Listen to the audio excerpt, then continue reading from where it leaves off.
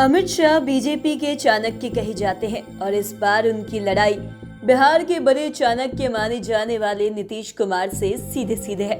जब नीतीश कुमार एनडीए में थे तो अमित शाह लास्ट टाइम जुलाई के अंतिम सप्ताह में आए थे। तो वहीं आपको बता दें कि बिहार में एनडीए सरकार गिरने के बाद वो अब तक 3 बार आ चुके हैं और पॉलिटिकल एक्सपर्ट्स भी मानते हैं कि इस बार की लड़ाई देखने लायक होगी। यदि कोई किंतु परंतु नहीं हुआ तो वो ये भी मानते हैं कि अमित शाह के बिहार मिशन में कई चीजें टारगेट पर है, लेकिन सियासी चश्मे में देखें तो इन 5 चीजों पर उनका फोकस है। ऐसे में आज हम 5 PM के 5 का तड़का में जानते हैं कि अमित शाह के मिशन बिहार को इन 5 बातों में। सबसे पहले 5वें नंबर की बात करते हैं। बीजेपी चुनौती के रूप में लिया है बिहार को। तो वहीं आपको बता दें कि 2024 और 2025 ये दोनों साल सियासत के दृष्टिकोण से अहम है। इसी को लेकर बिहार से लेकर दिल्ली तक सियासी हलचल तेज हो गई है और चुनावी महासंग्राम का सबसे पहला बीजेपी ने ही बिहार में बिगुल फूका है और तारीख यही थी कि 23 और 24 सितंबर महागठबंधन की सरकार बनने के बाद वो पहली बार बिहार आए थे। लालू तेजस्वी के जंगल राज से लेकर नीतीश कुमार तक पर वो बरसे, लेकिन सीमांचल के पूर्णिया और किशनगंज जाने के पीछे मुस्लिम बाहुल्य इलाकों में बीजेपी की पैठ जमाने की उनकी कोशिश थी।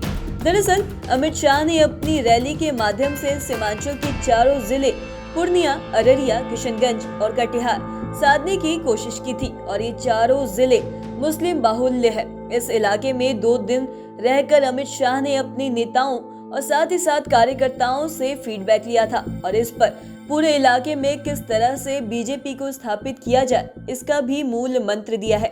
और साथ ही साथ आपको बता दें कि सबसे बड़ा कारण ये था कि यहाँ से बगल के राज्यों में भी उनका मैसेज चला जाए। यही कारण रहा कि सीमांचल के पूर्णिया से ही महागठबंधन को भी महारैली करनी पड़ी, जिसमें नीतीश कुमार, तेजस्वी यादव, जीतन राम मांझी, दीपांकर भट्टाचार्य, अखिलेश सिंह समेत तमाम नेता शामिल हुए और यहां तक कि लालू यादव ने भी वीडियो कॉन्फ्रेंसिंग के जरिए लोगों को संबोधित किया।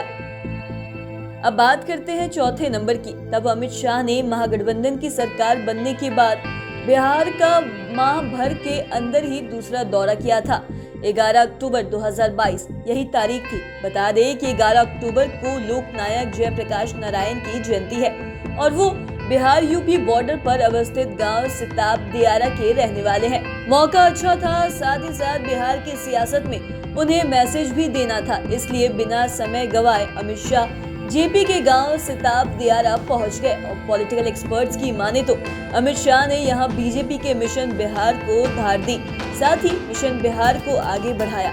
हालांकि यहां भी उन्होंने नीतीश कुमार और लालू यादव पर निशाना साधने से बाज नहीं आए, लेकिन उनका असली मकसद ये था कि सियासी गलियारों में वो बता सके कि लोकनायक जेपी के नाम पर पॉलिटिक्स करने वालों से जनता सतर्क हो जाए, साथ ही बॉर्डर पर रहने वाले वोटर्स को अपने पाले में करने की कोशिश भी की।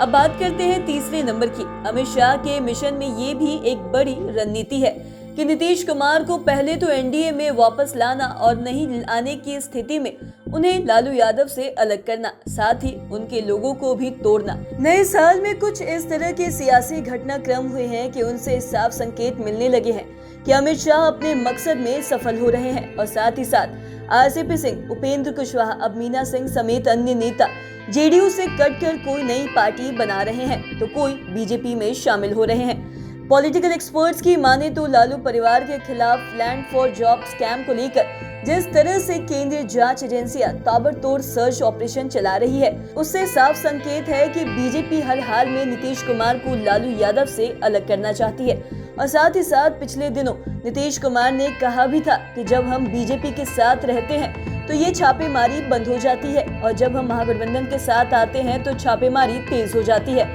पॉलिटिकल एक्सपर्ट्स की माने तो जब अमित शाह को लगने लगा कि अब नीतीश कुमार की वापसी नहीं होगी तो उन्होंने 25 फरवरी 2023 को तीसरी बार आए बिहार दौरे के दौरान खुलकर कहा कि नीतीश बाबू के लिए बीजेपी में दरवाजे बंद हो गए हैं, अब उनके लिए बीजेपी में कभी भी दरवाजे नहीं खुलेंगे। अब बात करते हैं 2रे नंबर की। 2रे नंबर पर बात करते हैं 2024 की चुनावी स्ट्रैटेजी की। वैसे तो अमित शाह से लेकर उनके दल के तमाम बड़े नेता कह रहे हैं कि इस बार बिहार में 40 में से 40 सीट जीतेंगे, लेकिन अंदर खाने से मिल रही जानकारी के अनुसार बीजेपी बिहार में 36 प्लस सीटों को टारगेट किए हुए है और उसी के अनुसार इसकी तैयारी कर रही है और जिले के नेताओं को इसके लिए टास्क भी दिए जा रहे हैं। बता दें कि 2019 के लोकसभा चुनाव में एनडीए ने 40 में से 39 सीटों पर कब्जा जमाया था और उस समय बीजेपी को 17 और जेडीयू को 16 सीटों पर सफलता मिली थी। बाकी 6 सीटों पर लोजपा ने कब्जा जमाया था। लेकिन आज के डेट में सिनेरियो बदल गया है और साथ ही साथ बीजेपी और जेडीयू अलग अलग हो गए हैं, जबकि लोजपा भी 2 गुटों में बंट गई है और ऐसे में चुनाव में क्या कुछ होगा अभी से नहीं कहा जा सकता। लेकिन बीजेपी 36 प्लस सीटों को टारगेट लेकर चल रही है। अब बात करते हैं पहले नंबर की। बीजेपी की इस बार दिल्ली तमन्ना है कि बिहार में उसकी अपनी सरकार हो और 2021 में कटिहार में बीजेपी राज्य परिषद की बैठक हो या फिर 2022 में दरभंगा की बैठक हो। दोनों ही जगह इस बात की प्राथमिकता दी गई है कि बिहार में बीजेपी की अपनी सरकार हो और खास बात की दरभंगा की बैठक के दौरान जेडीयू एनडीए से अलग थी और ऐसे में बीजेपी की इच्छा समझी जा सकती है। लेकिन जब उसकी कटिहार में बैठक चल रही थी तब जेडीयू एनडीए में भी शामिल थी।